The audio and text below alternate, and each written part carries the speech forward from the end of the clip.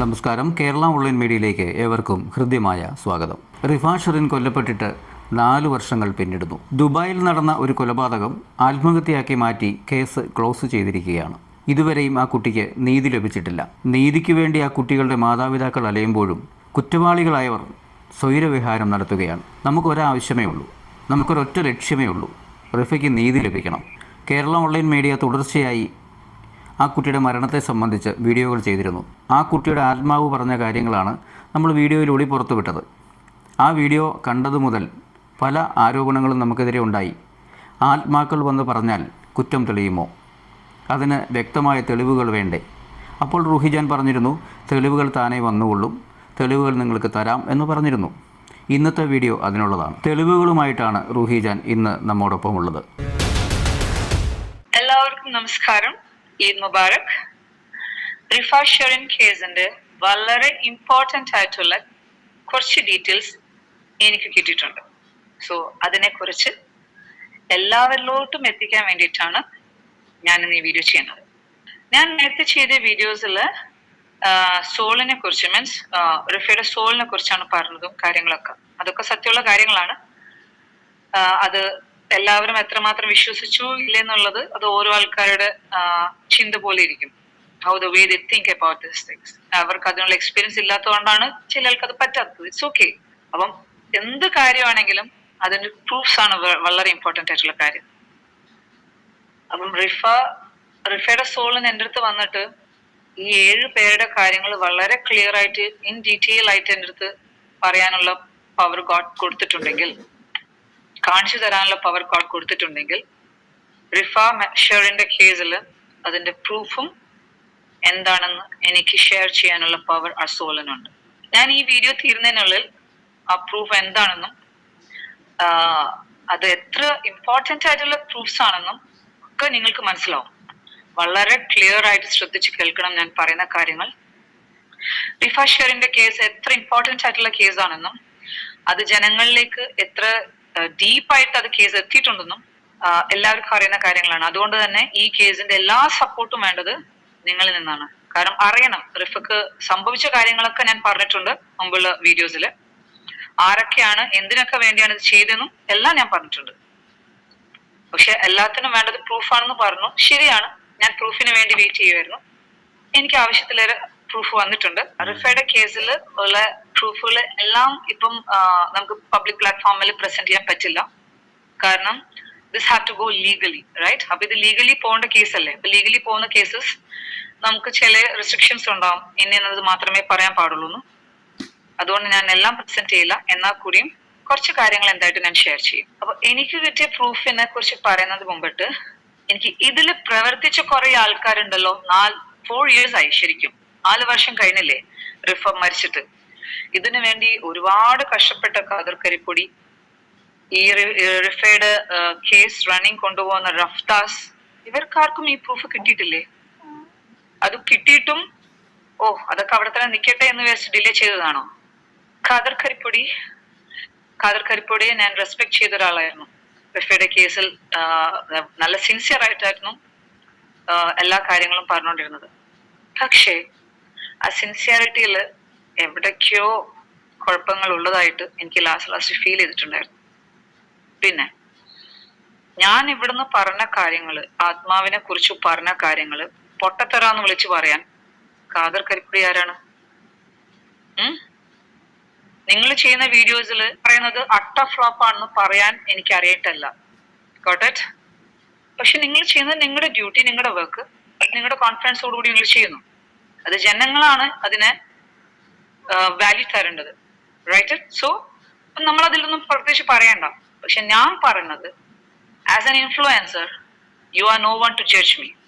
Okay Khader Karippodi, ഞാൻ പൊട്ടത്തരാണ് വിളിച്ചു കൂവുന്നതെന്ന് പറഞ്ഞല്ലോ, അതൊക്കെ ഇഗ്നോർ ചെയ്യണം എന്ന് പറഞ്ഞു. അതേ ജനങ്ങള് ഖാദർ കരിപ്പൊടിനെ ഏത് ലെവലാണ് ഇഗ്നോർ ചെയ്യാൻ പോകുന്നത് കണ്ടോ? നിങ്ങളുടെ വീഡിയോയിൽ എന്നെ കുറിച്ച് പറയുന്നുണ്ടായിരുന്നു, പറയുന്നതൊക്കെ പൊട്ടത്തരമാണ്.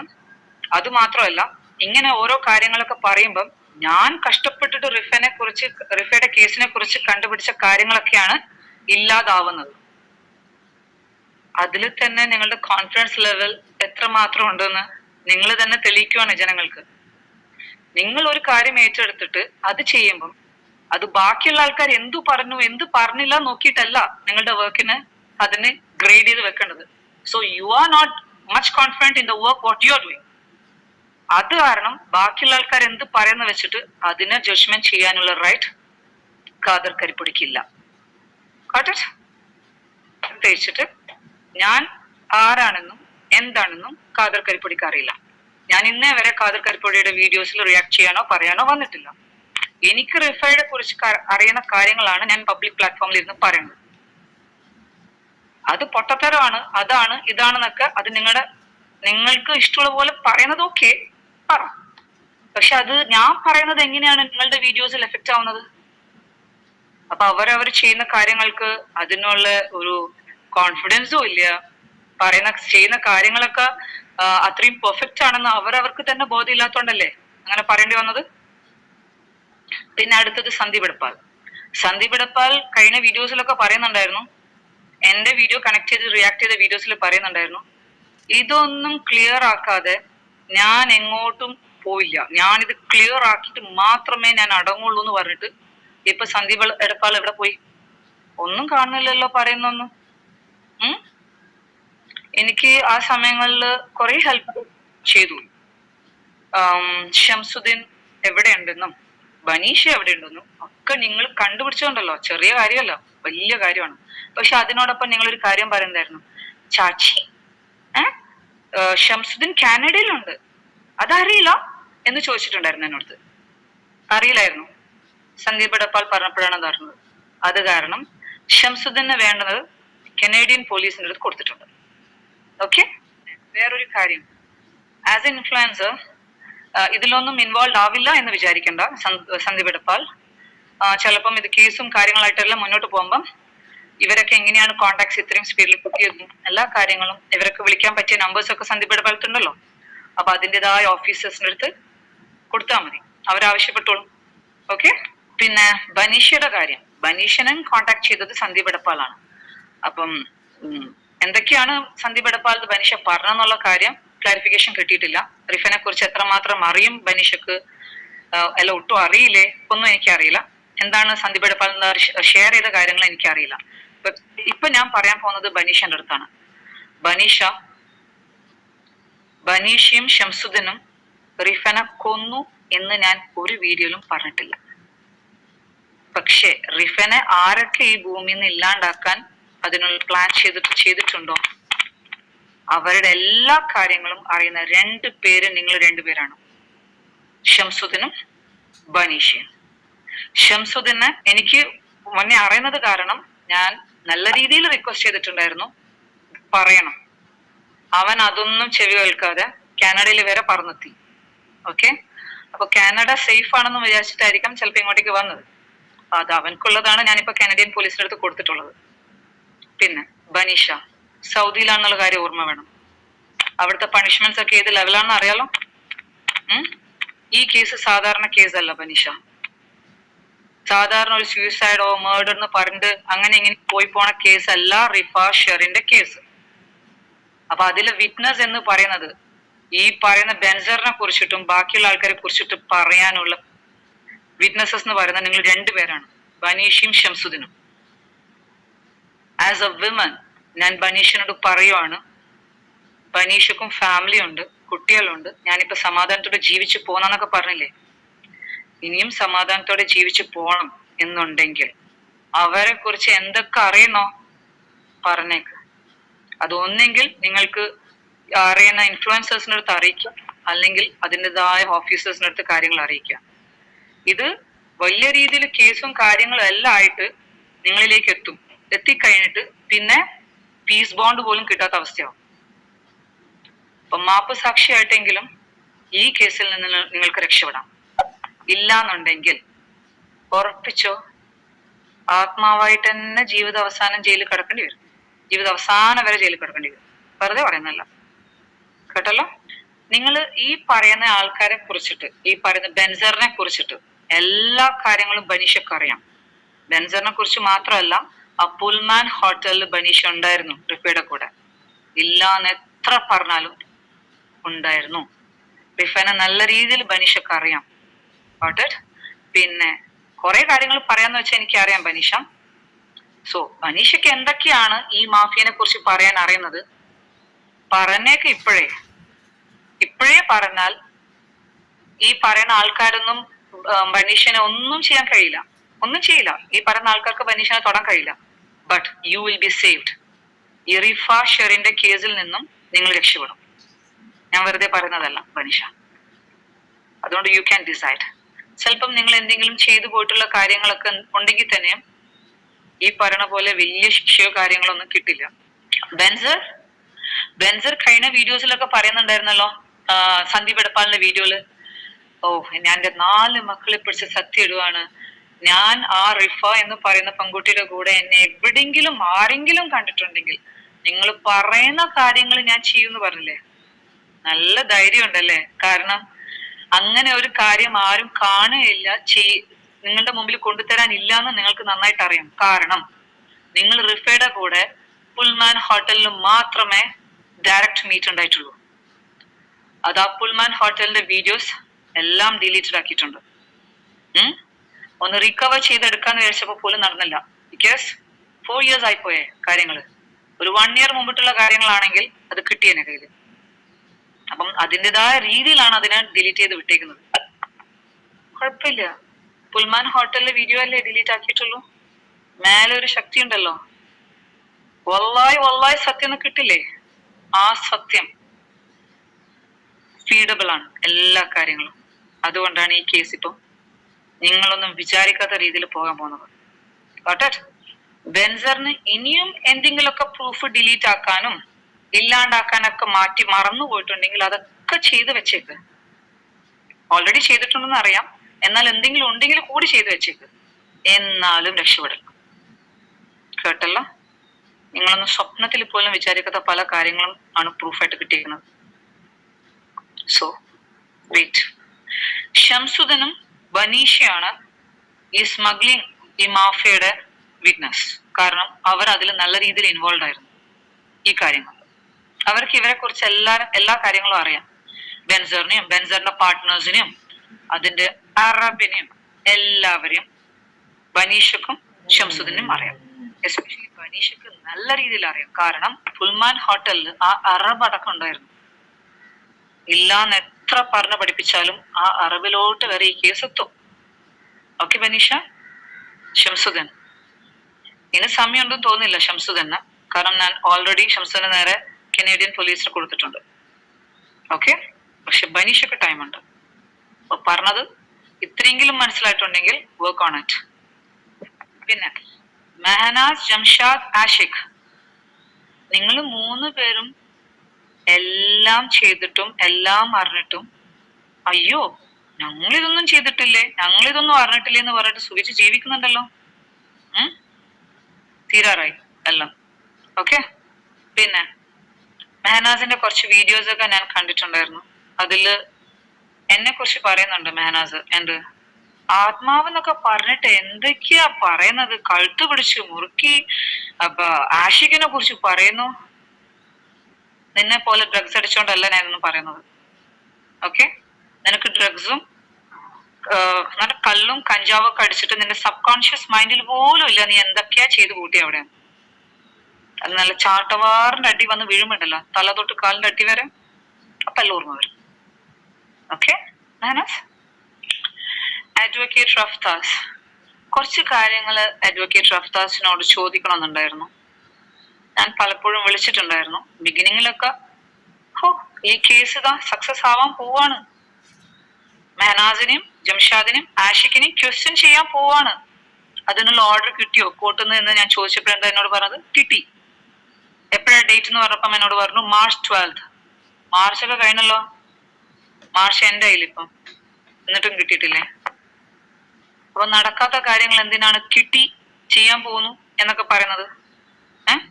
ഇതൊന്നും നടക്കൂലെന്നും ഇതൊന്നും ചെയ്യൂലെന്നും നല്ല ബോധ്യം ഉള്ളിൽ തന്നെ ഉണ്ട് അല്ലെ റഫ്താസിന്. ആസ് ആൻ അഡ്വക്കേറ്റ് ഇത്രയും ലിമിറ്റഡ് കാര്യങ്ങൾ മാത്രമേ നിങ്ങൾക്ക് ചെയ്യാൻ പറ്റിയിട്ടുള്ളൂ ഈ കേസിൽ. ഒരു അഡ്വക്കേറ്റ് വിചാരിച്ച ചെയ്യാൻ പറ്റാത്ത കാര്യങ്ങൾ ഇല്ല എന്നാണ് എൻ്റെ ഒക്കെ നോളജ് വെച്ചിട്ട്. Got it? അത് നല്ലൊരു അഡ്വക്കേറ്റ്, നല്ലൊരു ഇന്റലിജന്റ് ബ്രൈറ്റ് അഡ്വക്കേറ്റ് ആണെങ്കിൽ അവരെ വിചാരിച്ചാൽ ഏതൊരു കേസിനെയും ഷാർപ്പായിട്ട് അതിൽ ഇൻസ്പെക്ട് ചെയ്ത് കൊണ്ടുപോകാൻ പറ്റും.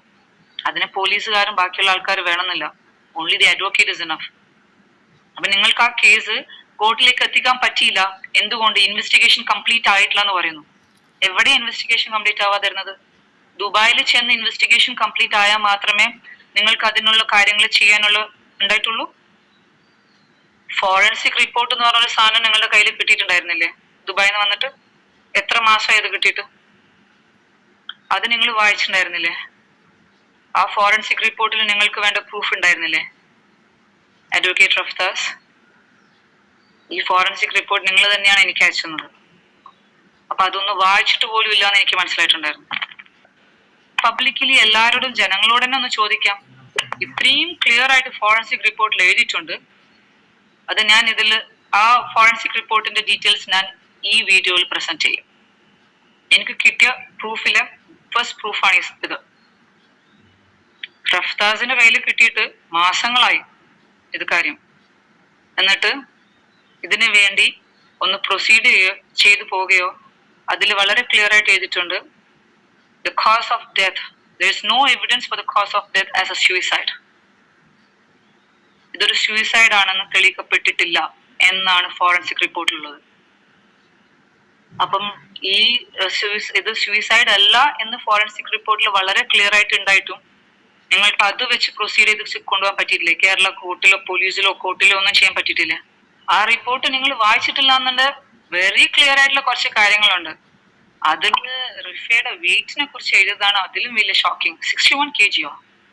ഇത്ര വെയിറ്റ് ഉള്ള ഞാൻ ആകെ 58 kg ആകെ ഒരു ചെറിയ മെലിഞ്ഞിരിക്കുന്ന ആ കുട്ടി കൂടി വന്ന ഒരു 47, 48, അതിൽ കൂടില്ല. പോട്ടെ, മാക്സ് 50. ഇത് ഇവിടുന്ന് 61 kg ആയി. അപ്പം ഈ കാര്യങ്ങളും ആസ് ആൻ അഡ്വക്കേറ്റ് നിങ്ങൾ അത് ശ്രദ്ധിച്ചില്ലേ? വളരെ ക്ലിയർ ആയിട്ട് എഴുതിയിട്ടുണ്ട് ഫോറൻസിക് റിപ്പോർട്ടിൽ, the cause of death is not proved as a suicide എന്ന് എഴുതിയിട്ടുണ്ട്.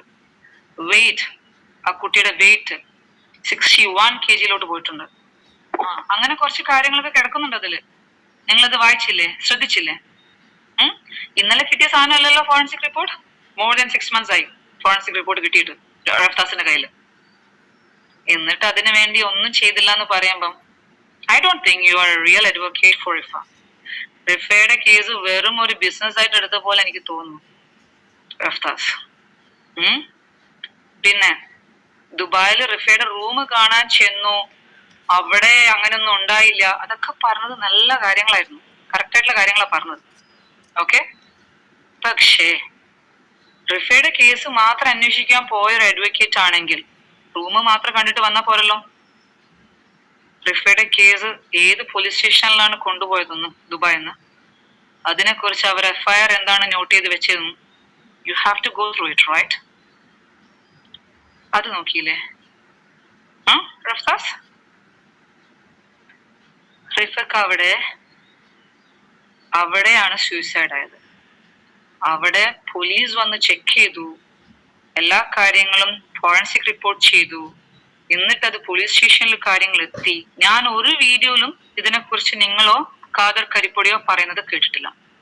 ഫോറൻസിക് റിപ്പോർട്ടിനെ കുറിച്ചിട്ടും ഫോറൻസിക് റിപ്പോർട്ടിലുണ്ടായ ഈ കാര്യങ്ങളെ കുറിച്ചിട്ടും ദുബായിലുള്ള പോലീസ് സ്റ്റേഷനിൽ ചെന്ന് ആസ് എ ലോയർ നിങ്ങൾക്ക് അവിടെ ചെല്ലാനും അവിടെ എന്താണ് FIR എഴുതി വെച്ചേക്കുന്നതെന്ന് വായിക്കാനുള്ള റൈറ്റ് ആസ് ആൻ റിഫയുടെ അഡ്വക്കേറ്റ് എന്നുള്ള രീതിയിൽ യു ഹാവ് ദാറ്റ് റൈറ്റ്. പക്ഷെ അത് നിങ്ങൾ ചെയ്തിട്ടില്ല. വൈ? എന്തുകൊണ്ട് ചെയ്തില്ല? വൈ? ഇത് എന്റെ ക്വസ്റ്റ്യൻ മാത്രമല്ല കേട്ടോ, ഈ വീഡിയോ കാണുന്ന എല്ലാ ജനങ്ങളുടെയും ക്വസ്റ്റ്യൻ ആയിട്ട് മാറും നിങ്ങളുടെ നേരെ. വൈ? എന്തുകൊണ്ട് നിങ്ങൾ അന്ന് ചെന്ന് റൂമിൽ ചെന്ന് അത് നോക്കിയപ്പോൾ ഇത് സൂയിസൈഡ് അല്ല മർഡർ ആണെന്ന് മനസ്സിലായപ്പം ഇത് ഏത് പോലീസ് സ്റ്റേഷനാണ് ഇതിന്റെ FIR-ഉം കാര്യങ്ങളൊക്കെ നോട്ട് ചെയ്തേക്കുന്നത്? ഏതൊരു അഡ്വക്കേറ്റും ചെയ്യുന്ന കാര്യങ്ങളൊക്കെ തന്നെയാണിത്. എന്തുകൊണ്ട് ചെയ്തില്ലത്? അത് ചെയ്തിട്ട് പിന്നെ കാര്യം മനസ്സിലായപ്പോഴും മിണ്ടാതിരുന്നതാണോ? അതിനുള്ള ആൻസർ നിങ്ങൾ ഈ പറയുന്ന ജനങ്ങൾക്കൊക്കെ കൊടുക്കേണ്ടി വരും. ഓക്കെ, നഷ്ടപ്പെട്ടത് ഖാദർ കരിപ്പൊടിക്കോ റഫ്താസിനോ അല്ല, ആ ഫാമിലിക്കാണ്. ആ പാവം പഠിച്ച ഫാദറിനും മദറിനുമാണ് നഷ്ടപ്പെട്ടത്. ഓക്കെ? അവരുടെ കണ്ണീര് നിങ്ങൾ ബിസിനസ് ആയിട്ട് എടുത്തിട്ടുണ്ടെങ്കിൽ അതിനുള്ളത് കിട്ടും. കേട്ടല്ലോ? ഞങ്ങൾ ബിസിനസ് ആയിട്ടൊന്നും എടുത്തിട്ടില്ല, ഞങ്ങളത് ഇത്രയും പെർഫെക്റ്റ് ആയിട്ട് ചെയ്ത് കൊണ്ടുപോകുന്നു എന്ന് പറഞ്ഞാൽ ഇതിൽ ഒരു പെർഫെക്ഷനും ഇല്ല. 4 വർഷമായി കേസ് കൊണ്ടുവന്നു. ആസ് എ ലോയർ ഈ കേസിനെ നിങ്ങൾ എവിടെ വെച്ച് സ്റ്റക്കായി, എന്ത് റീസൺ ആണെന്ന് നിങ്ങൾ ജനങ്ങൾക്ക് കൊടുക്കേണ്ടി വരും. ഓക്കെ? ഫോറൻസിക് റിപ്പോർട്ട് കിട്ടിയിട്ട് എന്തുകൊണ്ട് ഇത് പ്രൊസീഡ് ചെയ്തിട്ടില്ലെന്നും റഫ്താസ് ആൻഡ് ഖാദർ കൈപ്പൊടി ജനങ്ങളോട് പറയേണ്ടി വരും കാര്യങ്ങൾ. Got it? ചെയ്യേണ്ടി വരും. അല്ലാതെ ഇത് ഇൻവെസ്റ്റിഗേഷൻ അങ്ങോട്ട് പോകുന്നില്ല ഇങ്ങോട്ട് പോകുന്നില്ല. ഇത് ഏത് പോലീസ് സ്റ്റേഷനിലാണെങ്കിലും ഒരു കേസ് മുന്നോട്ട് പോകുന്നില്ലെങ്കിൽ വൈ ദ റീസൺ, അത് എന്താണ് നിങ്ങൾ ഞങ്ങളോട് പറ. എന്തുകൊണ്ടാണ് മുന്നോട്ട് പോവാത്ത? ഒരു ലോയർ വിചാരിച്ചാൽ നടക്കില്ല അത്. അപ്പൊ നിങ്ങൾ ഈ റിഫയുടെ കേസിൽ ആപ്റ്റ് അല്ലാന്ന് തെളിയിക്കുകയാണ് റഫ്താസ്. തെളിയിച്ചു കഴിഞ്ഞു. Got it? തെളിയിച്ചു. എല്ലാവരും അറിയേണ്ട ഒരു കാര്യമുണ്ട്. അഡ്വക്കേറ്റ് റഫ്താസ് ചിലപ്പം പറയുമായിരിക്കും റൂഹി ചോദിച്ചത് കൊണ്ടാണ് ഞാൻ ഫോറൻസിക് റിപ്പോർട്ട് അയച്ചു കൊടുത്തേ എന്ന് പറയുമായിരിക്കും. ഇത്രയും സിൻസിയറും ജെന്യൂൻ ആയിട്ടുള്ള ഒരു അഡ്വക്കേറ്റ് ആണെങ്കിൽ അയച്ചു തരുന്ന സാധനങ്ങൾ എന്തൊക്കെയാണെന്ന് ശരിക്കും ചെക്ക് ചെയ്തിട്ട് വേണ്ടേ അയക്കാൻ? ഫോറൻസിക് റിപ്പോർട്ട് എന്ന് പറയുന്ന സാധനമൊക്കെ അവരവരുടെ ഒരു അഡ്വക്കേറ്റ് എന്നുള്ള രീതിയിൽ നിങ്ങളുടെ കയ്യിൽ വെക്കേണ്ട സാധനമല്ലേ? അത് എനിക്ക് അയച്ചു തരേണ്ട സാധനം അല്ലല്ലോ. അത് നിങ്ങൾ അയച്ചു തന്നിട്ടുണ്ടെങ്കിൽ ഇപ്പൊ മനസ്സിലായോ എങ്ങനെയാ അത് ഇങ്ങോട്ടേക്ക് എത്തിയെന്ന്? നിങ്ങളുടെ കയ്യിൽ അത് എന്നിലേക്ക് എത്തിയത് എങ്ങനെയാന്ന് മനസ്സിലായോ? അത് നിങ്ങൾ അറിയ പോലെ ചെയ്യാതാണ് അയച്ചേക്കുന്നത്. ഞാൻ ചോദിച്ചത് വെറും കേസ് നമ്പറും current updation of the details ആണ് ചോദിച്ചത്, കേസിന്റെ കറണ്ട് ഡീറ്റെയിൽസ്. അത് അയച്ചു തരാം എന്ന് പറയും ചെയ്തു എന്നോട്. അപ്പോൾ അതിന്റെ കൂടെ അയച്ചത് ഫോറൻസിക് റിപ്പോർട്ടാണ് എനിക്ക് ഫസ്റ്റ് വരുന്നത്, എന്നിട്ടാണ് കേസ് നമ്പറും കാര്യങ്ങളൊക്കെ വരുന്നത്. ഇത് അയച്ചു തന്നത് റഫ്താസ് അല്ല, റിഫ. റിഫയാണ് റഫ്താസിലൂടെ എനിക്ക് അയച്ചു തന്നത്. കേട്ടല്ലോ? അങ്ങനെ പല കാര്യങ്ങളും റിഫ എന്നിലേക്ക് എത്തിക്കാൻ വേണ്ടിയിട്ടും എത്തിച്ചു തന്നിട്ടുണ്ട്. Okay? The next person Ashraf Thamarassery. വീഡിയോസിൽ ഭയങ്കരമായിട്ട് പറയുന്നുണ്ടായിരുന്നല്ലോ റിഫയുടെ സൂയിസൈഡ് ആണ്, റിഫ ചെയ്തത് സൂയിസൈഡ് ആണ്, അത് മർഡർ അല്ല സൂയിസൈഡ് ആണ്, ഫോറൻസിക് റിപ്പോർട്ടുകാർക്ക് തെറ്റില്ല. ദുബായ് ഫോറൻസിക് റിപ്പോർട്ട് എന്ന് പറയുന്നതും അത്രക്കും 100% പെർഫെക്ഷൻ ഉള്ള ഫോറൻസിക് റിപ്പോർട്ടേഴ്സ് ആണ്. അവർ ചെയ്യുന്ന ഒരു കാര്യങ്ങളും തെറ്റില്ല എന്ന് നിങ്ങൾ പറഞ്ഞു. നിങ്ങൾ വായിച്ചില്ലേ ആ ഫോറൻസിക് റിപ്പോർട്ട്? അത് വായിക്കാതെയാണോ ഫോറൻസിക് റിപ്പോർട്ടില് സൂയിസൈഡ് ആണ് എന്ന് പറയുന്നത്? പക്ഷെ അത് വായിച്ചിട്ടില്ല എന്നുണ്ടെങ്കിൽ ഒന്ന് റഫ്താസിനോട് ചോദിച്ചേക്കാം പേപ്പർ നിങ്ങൾക്കൊന്ന് ട്രാൻസ്ഫർ ചെയ്യാൻ വേണ്ടിട്ട്. എന്നിട്ടൊന്നിരുന്ന് വായിക്കുക കേട്ടോ. അതിൽ വളരെ ക്ലിയർ ആയിട്ട് എഴുതിയിട്ടുണ്ട്. അല്ലെങ്കിൽ ഞാൻ ഈ ഇട്ട വീഡിയോ തന്നെ ഞാൻ വേണമെങ്കിൽ ഒന്നിടാം, ഒന്ന് ഹൈലൈറ്റ് ചെയ്തിടാം, ഒന്ന് വായിച്ചു നോക്കണം. അത് സൂയിസൈഡ് ആണ്, അത് കംപ്ലീറ്റ് ആയിട്ട് 100% സൂയിസൈഡ് ആണ് എന്ന് ഫോറൻസിക് റിപ്പോർട്ടിൽ ഇല്ല.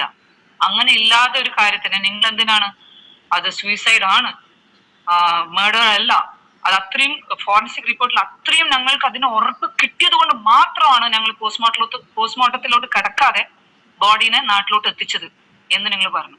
അവിടെ പോസ്റ്റ്മോർട്ടം ചെയ്യുന്നത് എംബാം ചെയ്യുന്നതൊക്കെ സെയിം ആണ്. അത് കാരണം പോസ്റ്റ്മോർട്ടം ചെയ്യേണ്ട ആവശ്യമില്ല. പിന്നെ പോസ്റ്റ്മോർട്ടം അങ്ങനെ പ്രത്യേകിച്ച് നമ്മൾ ചെയ്യിപ്പിക്കുമ്പം അത് കുറച്ചും കൂടി എമൗണ്ട് കൂടും, അത് അഫോർഡബിൾ ആവില്ല ഫാമിലിക്ക്. അത് കാരണം ഞങ്ങൾ അത് നാട്ടിലോട്ട് വിട്ടു. അപ്പൊ നാട്ടിലോട്ട് വിടുമ്പം നിങ്ങൾക്ക് അതിനുള്ള റൈറ്റ് ഇല്ലേ? അവരുടെ ഫാമിലിനെ വിളിച്ചിട്ട്, അവരുടെ പാരന്റ്സ് ജീവിച്ചിരിപ്പില്ലേ, ഫാദറും മദറും, അവരോട് വിളിച്ച് പറയാൻ വേണ്ടി, അവരുടെ ഫാദറിനെ വിളിച്ച് പറയാനുള്ള റൈറ്റ് ഇല്ലേ? എന്ത്, ഈ ബോഡി പോസ്റ്റ്മോർട്ടം ചെയ്യാത്ത ബോഡിയാണ്, എംബാം ചെയ്ത് നല്ല പെർഫെക്റ്റ് ആയിട്ട് അയച്ചേക്കുവാണ്, നിങ്ങൾക്ക് പോസ്റ്റ്മോർട്ടം ചെയ്യണമെന്നുണ്ടെങ്കിൽ ചെയ്യാം എന്ന് പറയാനുള്ള റൈറ്റ് ഇല്ലേ? അല്ലാതെ ഇത് സൂയിസൈഡ് ആണ് മർഡർ അല്ല എന്ന് നിങ്ങൾ അതിൽ ഉറച്ചു നിൽക്കാൻ നിങ്ങളാണോ റഫിയുടെ ഫാദർ? അല്ലല്ലോ. റഷീദ് എന്ന് പറയുന്ന ആളല്ലേ റഫിയുടെ ഫാദർ? അവർക്കാണല്ലോ ഇതിൻ്റെയൊക്കെ റൈറ്റ് ഉള്ളത്. അവരുടെ കുട്ടിയുടെ ബോഡി പോസ്റ്റ്മോർട്ടം ചെയ്യണോ വേണ്ടയോ, ഇതിന് ക്ലാരിഫിക്കേഷൻ വരുത്തണോ എന്നൊക്കെ അവരല്ലേ നോക്കേണ്ടത്. ഈ ബോഡിനെ നാട്ടിലെത്തിച്ചിട്ട് വിത്തിൻ 30 minutes അവരുടെ മദർ പോലും ആ ബോഡിനെ ശരിക്കും കാണാത്ത രീതിയിൽ ആ ബോഡിനെ ഇത്രയും സമയത്തിനുള്ളിൽ ആ ബോഡിനെ കവറെടുക്കാൻ വേണ്ടിയിട്ടുള്ള എല്ലാ സ്പീഡും അവിടെ നടന്നു കഴിഞ്ഞു. എന്തുകൊണ്ട്? ബിക്കോസ് നിങ്ങൾ വിളിച്ചിട്ട് ഒരു കാര്യം പറഞ്ഞില്ല. നിങ്ങളൊരു സിൻസിയർ ആയിട്ട് ഒരു പേഴ്സൺ ആയിരുന്നെങ്കിൽ നിങ്ങൾ ഈ ഡെഡ് ബോഡി അയക്കുന്ന കൂട്ടത്തില് ഈ ബോഡി ഒന്ന് പോസ്റ്റ്മോർട്ടം ചെയ്താൽ അത് അവർക്ക് ഇഷ്ടമുള്ളതാണെങ്കിൽ ചെയ്യട്ടെ എന്നെങ്കിലും നിങ്ങളൊരു റിപ്പോർട്ട് നിങ്ങൾ കൊടുത്തില്ല. അതിന് പകരം ഇത് സൂയിസൈഡ് ആണ് എന്ന് നിങ്ങൾ പറഞ്ഞു. അതുകൊണ്ട് അഷ്റഫ് താമരശ്ശേരി, ഞാൻ ഇതില് ഫോറൻസിക് റിപ്പോർട്ട് ഇടുന്നുണ്ട് ഈ വീഡിയോയില്. Please go through it. നല്ലോണം വായിക്കണേ. പോയിന്റ്സ് മൊത്തം വായിക്കണം. അതിലെ വെയിറ്റ് നിങ്ങൾ നോക്കണേ. 61 കിലോ ആണ് അതിൽ വെയിറ്റ് ഉള്ളത് റിഫക്ക്. Okay, I'm a fitness trainer. എനിക്കറിയാം ഒരു കുട്ടിയുടെ ഷേപ്പ് രൂപം കാണാൻ എത്ര വെയിറ്റ് ആ കുട്ടി ഉണ്ടാവും. 61 kg റിഫക്ക്. നിങ്ങളെന്താ, നിങ്ങളോ ഫൂള്? നിങ്ങൾ ബാക്കിയുള്ള ആൾക്കാരെയും ഫൂളാക്കാൻ നോക്കുകയാണോ? ജനങ്ങൾ എല്ലാവരും ഫൂൾ അല്ല അഷ്റഫ് താമരശ്ശേരി. ഇനി ഞാൻ പറയാൻ പോകുന്ന ഒരു പോയിന്റ് വളരെ ഇമ്പോർട്ടന്റ് ആയിട്ടുള്ള ഒരു പോയിന്റ് ആണ്. നിങ്ങൾ എല്ലാവരും ഇത് ശ്രദ്ധിച്ച് കേൾക്കണം ഞാൻ പറയുന്നത്. കാരണം ഇതൊക്കെ ഒരു വെൽ പ്ലാൻ മേർഡർ ആയിരുന്നു. ഈ ബോഡീനെ എത്രയും പെട്ടെന്ന് നാട്ടിലെത്തിച്ചിട്ട് കബറടക്കി ഇതിന്റെ ഓരോ പ്രൂഫും ഒരു തരത്തിലും പുറത്തോട്ട് വരാതിരിക്കുക എന്നുള്ളത് ദുബായ് മാഫിയ ടീമിന്റെ കാര്യങ്ങളാണ്. ബെൻസറൊക്കെ പറയുന്നില്ലേ, ബെൻസറിനെ കുറിച്ച് ആരൊക്കെ പറയുന്ന കേട്ടു. സന്ദീപ് ഇടപ്പാളൊക്കെ പറഞ്ഞിട്ട് ഉറുമ്പിനെ പോലും വേദനിപ്പിക്കില്ല. എന്തിനാണ് സന്ദീപ് ഇടപ്പാൾ ആളെ ശരിക്കും മനസ്സിലാവാതെ സംസാരിക്കുന്നത്? ബെൻസർ ആരാണെന്നും ബെൻസറിന്റെ കൂടെയുള്ള അറബ് ആരാണെന്നൊക്കെ പുറത്തു വരും. അപ്പം ഈ പറഞ്ഞ വാക്കുകൾ തിരിച്ചെടുക്കാൻ പറ്റില്ലേ? കേട്ടല്ലോ. ബെൻസറിന് ദുബായ് പോലീസിനെയും അവിടുത്തെ ലോനും കയ്യിലെടുക്കാനുള്ള ഒരു പവറൊക്കെ ഉണ്ടെന്ന് ഞങ്ങൾക്ക് തോന്നുന്നില്ല എന്ന് പറഞ്ഞില്ലേ? കറക്റ്റ്. ലുക്കിലില്ലാന്നേ ഉള്ളൂ, ബാക്കി എല്ലാത്തിലും ഉണ്ട്. Got it? He's not only doing smuggling, sex trafficking. ഇതൊക്കെയാണ് അയാളുടെ മെയിൻ ബിസിനസ്. അതിനുള്ള പിൻഗാമീസ് എന്ന് പറയുന്ന കുറെ ടീമുകളുണ്ട്. അത് ബെൻസറൊക്കെ തന്നെ പറഞ്ഞിട്ട് ആരൊക്കെയാണ്. പക്ഷെ ഇതിന് നല്ല രീതിയിൽ സപ്പോർട്ട് ചെയ്തിട്ട് ദുബായ് ലോനെ കൺട്രോൾ ചെയ്ത് കൊണ്ടുപോകാൻ ഉള്ള പവർ അർബാബ്, അവരുടെ അർബാബ്, അതാണ് മെയിൻ. അവരുടെ അണ്ടറിലാണ് ഇവരൊക്കെ കളിക്കുന്നത്. റിഫയുടെ ബോഡി അവിടെ ഒന്നും ചെയ്യണ്ട. ഇത് വളരെ സ്പെഷ്യൽ ആയിട്ടുള്ള ഒരു കേസാണ്. അതുകൊണ്ട് എത്രയും പെട്ടെന്ന് ആ ബോഡീനെ എത്രയും ഫാസ്റ്റ് ആയിട്ട് നാട്ടിലോട്ട് എത്തിക്കാൻ പറ്റുമോ അത്രയും ഫാസ്റ്റ് ആയിട്ട് നാട്ടിലോട്ട് എത്തിക്കണം എന്ന് പറഞ്ഞ് ഓർഡർ ദുബായ് ഹെഡ് ഓഫീസിലോട്ട് പോയത് ഇന്ത്യൻ എംബസിയിൽ നിന്നാണ്. ആരാണ് ഇന്ത്യൻ എംബസിന്ന്? മെഹനാസിന് ഇത്രമാത്രം സപ്പോർട്ട് ചെയ്യാനുള്ള ആള് അത്ര വലിയ ആളാണോ മെഹനാസ്? ആർക്കും ചിന്തിച്ചോടെ, Mehnaz he's just a killer, direct killer. പക്ഷെ ഇതിന്റെ പിറകിൽ കളിച്ചതെല്ലാം ഈ ബിഗ് മാഫിയ ഗാങ് ആണ്. ഇന്ത്യൻ എംബസിന്ന് ദുബായ് ഹെഡ് ഓഫീസിൽ വിളിച്ചിട്ട് ഈ ഓർഡർ പറഞ്ഞിട്ടുണ്ടെങ്കിൽ അതാരാണെന്നും ആർക്ക് വേണ്ടിയിട്ടാണെന്നും എല്ലാ പ്രൂഫും I will bring very soon to this world. Okay? Be ready for that.